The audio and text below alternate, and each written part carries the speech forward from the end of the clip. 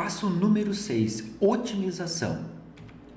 Então, o que nós vimos até agora? Nós abordamos todos esses 5 passos anteriores e todos eles têm sempre uma finalidade, tem sempre uma entrega, tem sempre algo que aponta ou que forma base para o próximo passo, desde o planejamento, depois da análise da estrutura, partindo para a análise da função, partindo também para a questão de falha, de riscos, e agora nós chegando no passo um dos mais importantes do FEMEA, que é justamente trabalhar essa otimização, é justamente pensar o que foi feito no projeto e o que pode ser melhorado, o que pode ser readequado, qual é a estratégia de melhoria contínua que o projeto de FEMEA, de análise das falhas, propõe, o que a equipe de falha está propondo naquele momento. Então, justamente esse passo 6, ele tem como propósito ou como objetivos que é identificar as ações necessárias, quais são as tarefas necessárias, quais são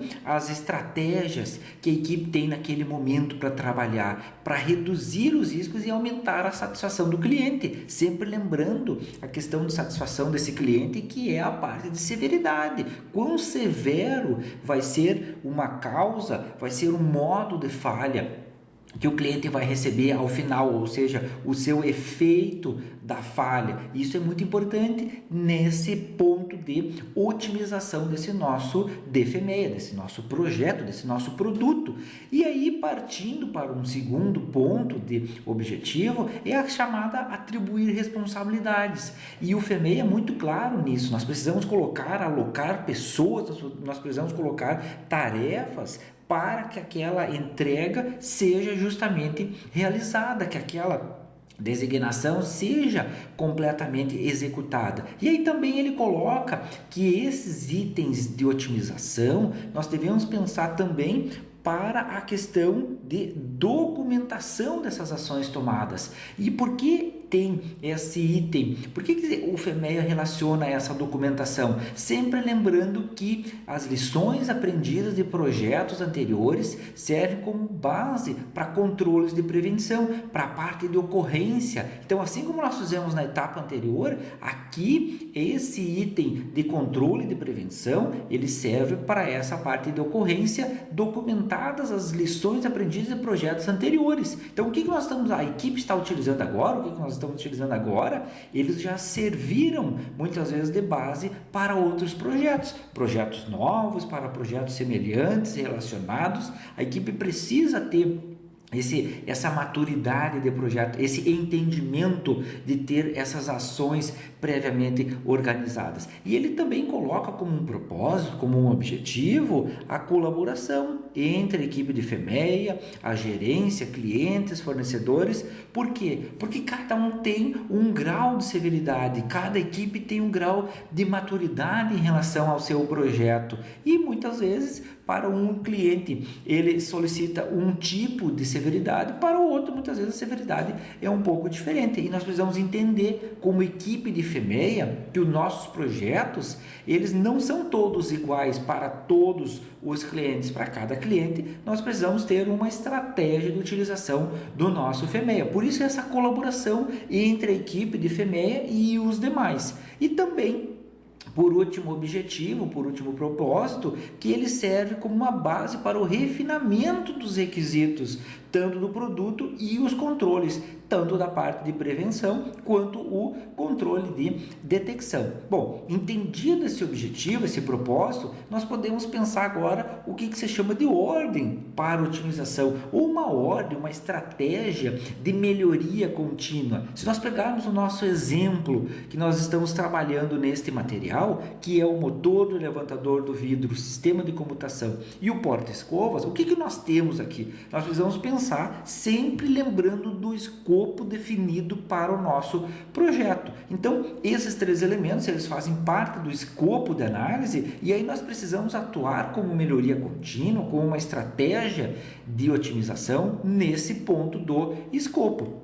E o primeiro ponto que o manual FEMEA ele recomenda é que nós precisamos entender como o sistema, uma melhoria como um todo do sistema. Então, partindo primeiro para a parte do efeito da falha, ou seja, desse resultado da falha, nós podemos pensar nesse momento para fazer a otimização. E o que ele sugere nessa parte do efeito da falha, ou seja, do resultado do nosso projeto lá no cliente? Ele sugere que nós façamos algo que se chama de modificações no projeto para eliminar ou para reduzir, para mitigar esse efeito de falha. Se o cliente muitas vezes recebeu uma severidade, muitas vezes no número 9, número 10, nós devemos pensar como estratégia de projeto o que nós precisamos fazer para reduzir, para chegar a 2, 3, 4, são elementos que porventura o cliente aceite aquele projeto como está a partir de uma otimização. Fechado esse elemento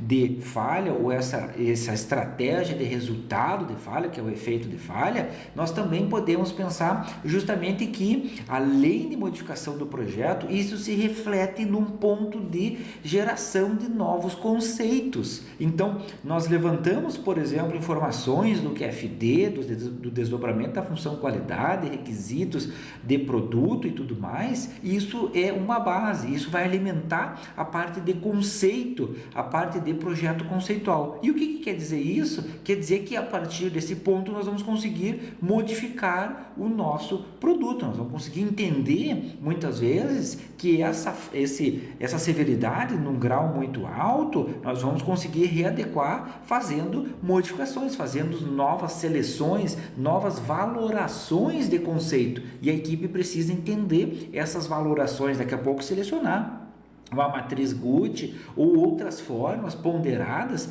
para analisar novos conceitos atendendo essa estratégia de efeito de falha. Bom, fechado isso, partimos agora para o procedimento, para o modo de falha, que aqui no caso, em exemplo, é o sistema de comutação. E aí o que ele diz? Que nós devemos pensar em aumentar a capacidade de detecção, que é a causa da falha ou o modo. E o que nos se diz é esse aumentar a capacidade de detecção é justamente aquela estratégia que a equipe de projeto utiliza antes de o projeto ser liberado para a construção do ferramental. E nós precisamos entender muito bem isso, essa ideia do modo de falha, essa otimização, para que nós não tenhamos uma estratégia de colocar desperdício no nosso processo produtivo como um todo. Então, pensando novos conceitos, pensando novas simulações, novas estratégias de testes, novas estratégias, outros parceiros produtivos,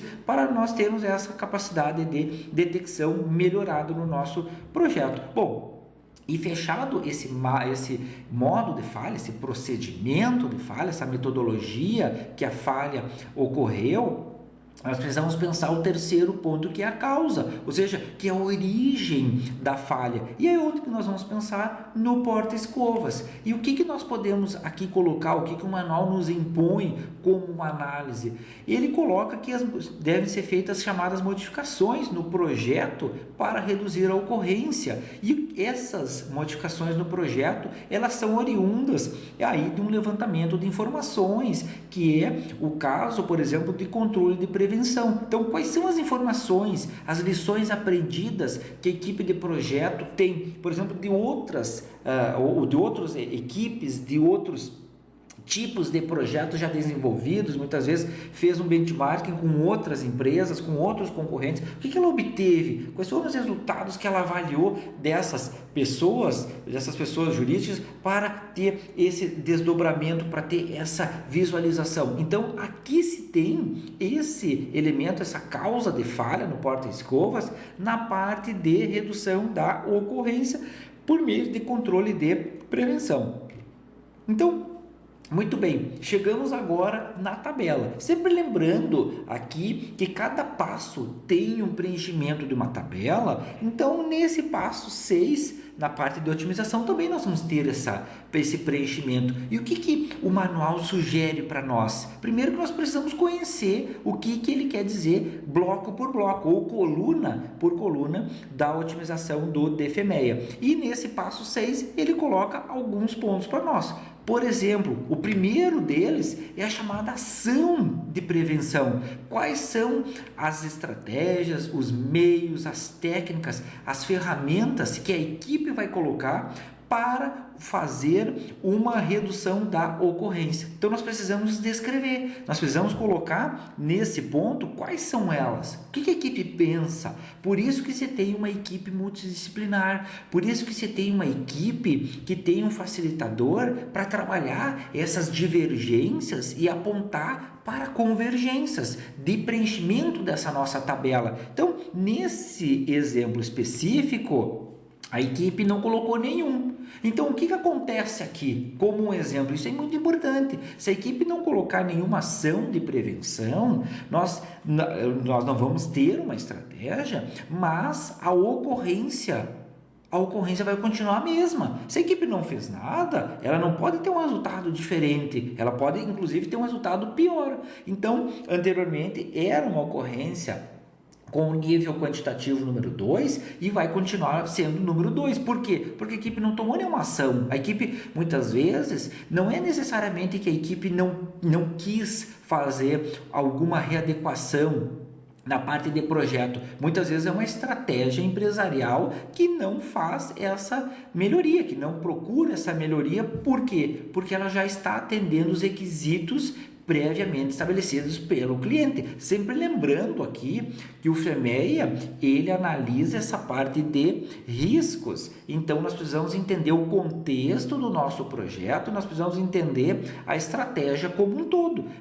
Por que nós vamos fazer uma melhoria drástica do projeto no momento que nós já atendemos o requisito que um determinado cliente, que um tier, de um primeiro, de um segundo e assim sucessivamente de nível de relacionamento, ele já está propondo para nós via um contrato, por exemplo. Então, aqui nesse caso, a equipe já entendeu isso, a ocorrência segue número 2. Bom, o próximo passo é a ação de detecção do FMEA, ou seja, o que nós vamos propor ao longo agora do projeto, já na parte de, muitas vezes, levantamento de informações, de projeto conceitual e descrevendo essas ações adicionais para melhoria da nossa detecção, ou seja, no contexto daquele projeto. E aí o que nós precisamos aqui colocar? Essa equipe, neste exemplo específico, ela colocou teste de produto, medição da corrente sob condições mais severas, conforme norma técnica especificada. E o que era? Era número 2 e ela colocou para número 1, ou seja, ela melhorou o seu projeto, ela entendeu que esse ponto de detecção era um item para fazer uma melhoria. Então veja, nós temos uma ocorrência que nós não tivemos nenhuma readequação de projeto, se a equipe entendeu dessa forma como sendo útil, e o segundo ponto, que é a parte de detecção, ela entendeu que era 2, ela precisava fazer uma melhoria. Então, de 2 foi para 1. Bom, fechado esse entendimento, esses 2 blocos aqui, nós precisamos colocar agora sempre o nome do responsável. O que é o responsável? Justamente aquela pessoa que ela vai executar, é aquela pessoa que vai ter como o seu nome proposto ao longo da equipe para conduzir aquela ação previamente determinada. Se é uma ação de prevenção, se é uma ação de detecção, alguém tem que ser responsabilizado para executar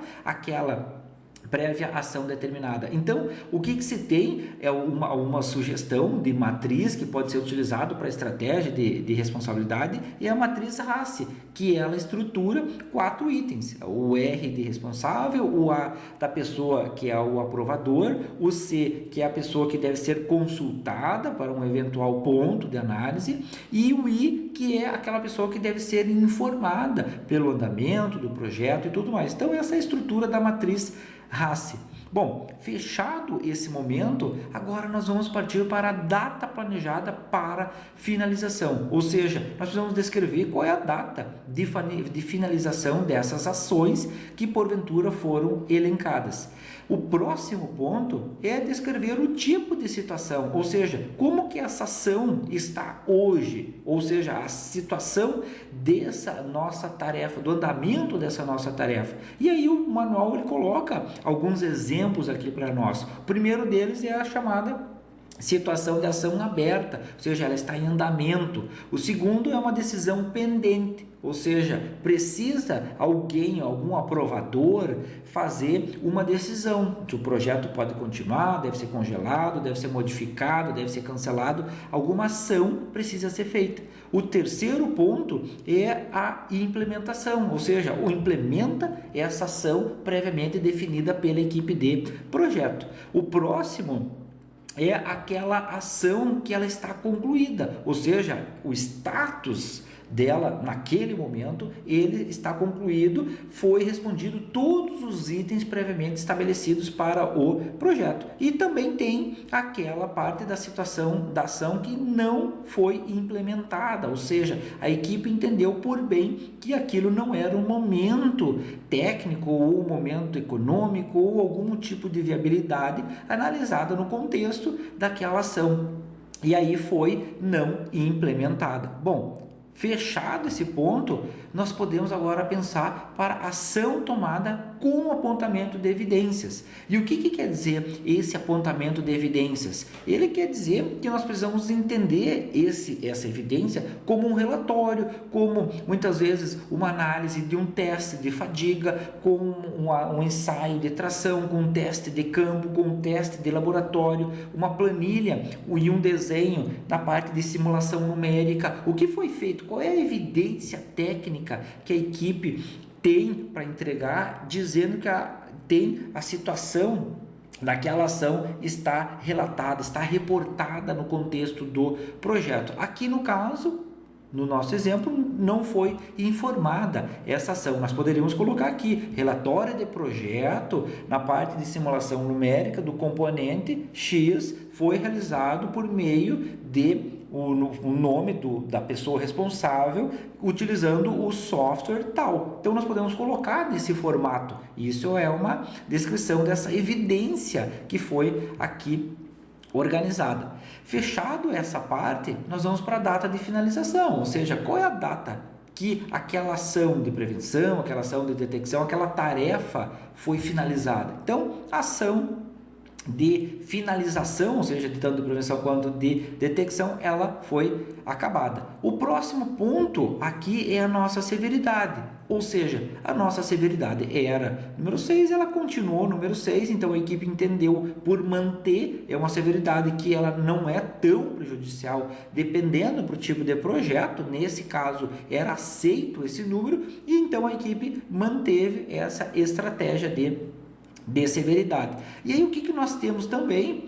O item de PA, ou prioridade de ação, ele continua como B, baixo. E o que nós temos então? O nosso bloco aqui de modificação ou de melhoria contínua, a equipe somente entendeu que a detecção de 2 para 1 atende o que o cliente espera, ou os requisitos previamente propostos pelo cliente. E aí nós podemos entender que tanto severidade quanto ocorrência não foram modificadas, a equipe entendeu não necessárias, e a prioridade de ação se manteve no B, no baixo. Bom, entendido essa otimização, nós podemos agora também entender alguns detalhes.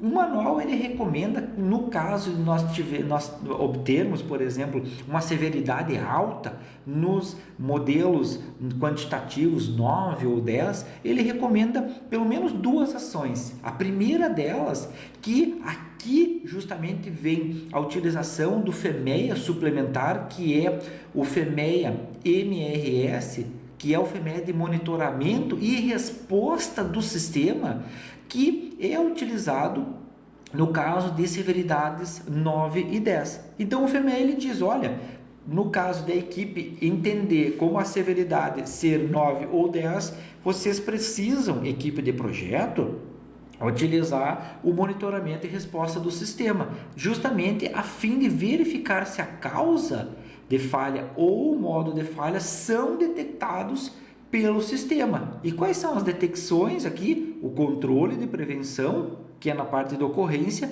e o controle de detecção. Ou se os efeitos da falha são detectados pelo usuário.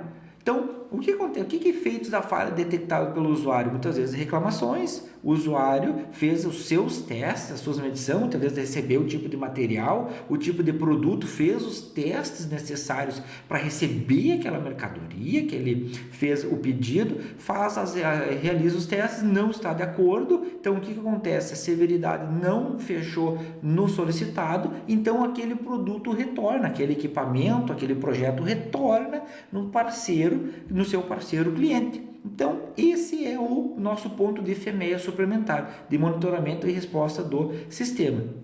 Bom, esse é o primeiro ponto de severidade, no caso de severidade alta. Só que agora nós temos também um outro momento, que é o momento de utilizar, de acionar, de dialogar para a gerência do projeto. E por que a gerência do projeto é importante? Sempre lembrando que o desenvolvimento de projetos de FMEA, de análise de modo e efeitos da falha, eles são projetos que têm um facilitador. E esse facilitador, pelo próprio nome, ele tem que conversar, ele tem que dialogar com as partes interessadas nesse projeto.